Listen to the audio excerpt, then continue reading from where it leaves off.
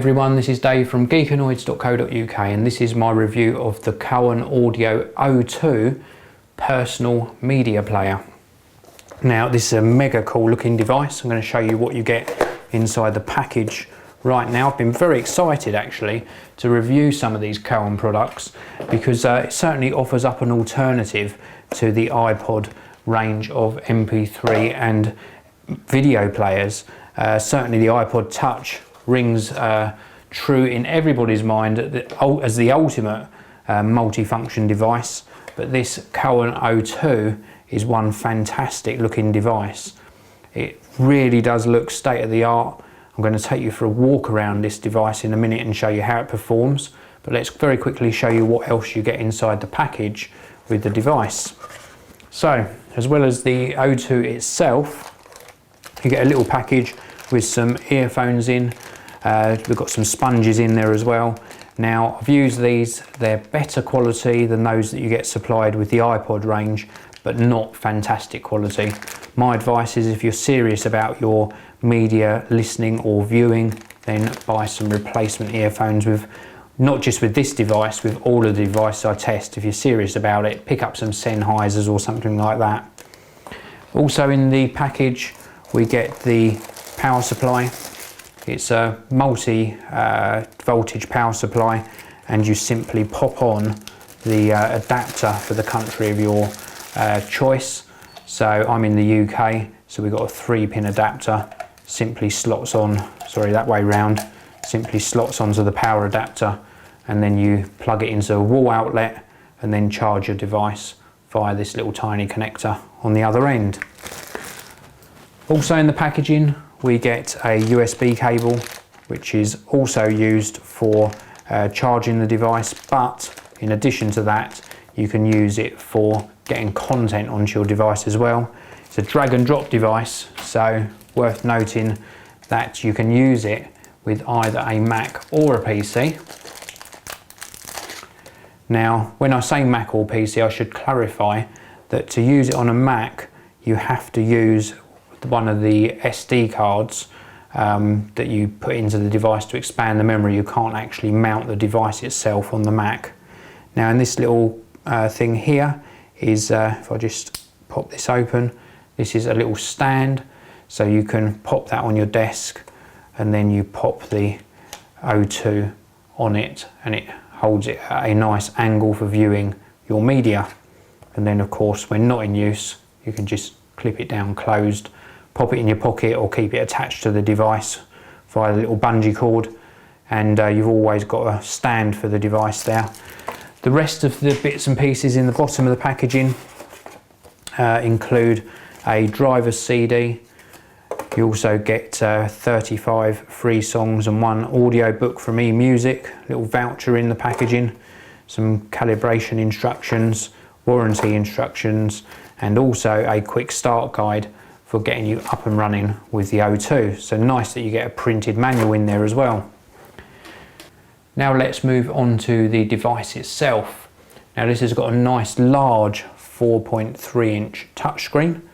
Let's remove that protective film off the top there so you get a true idea of what this screen is going to look like.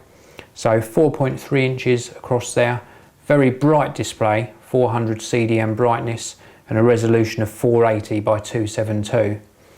And on this side here we've got a rocker switch here, which is on like a spring mechanism. You push it up to lock the touchscreen, pull it down to turn the device on.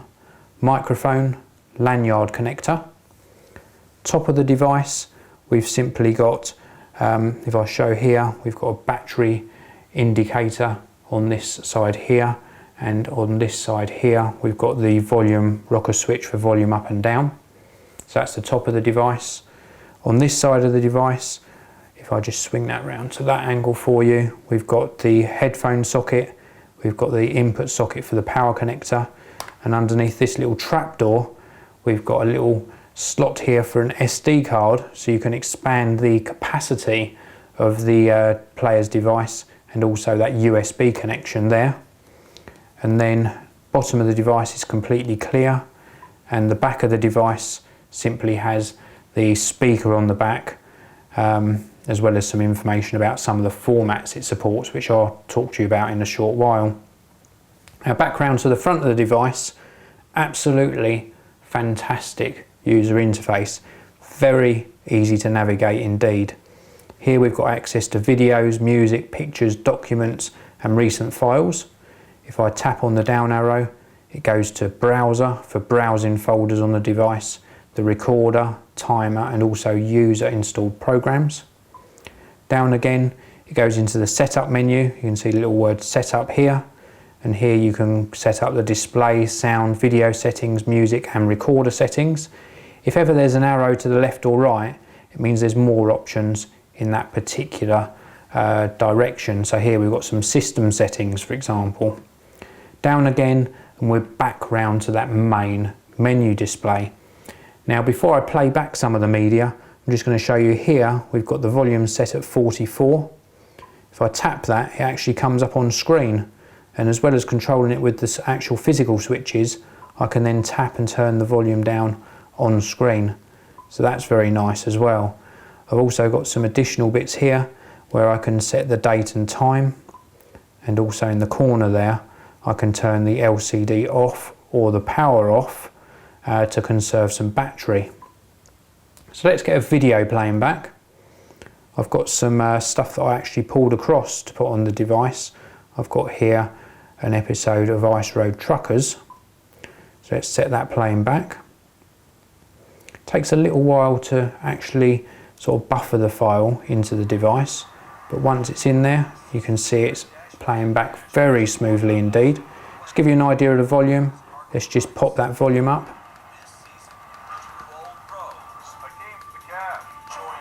And there we're up to maximum volume.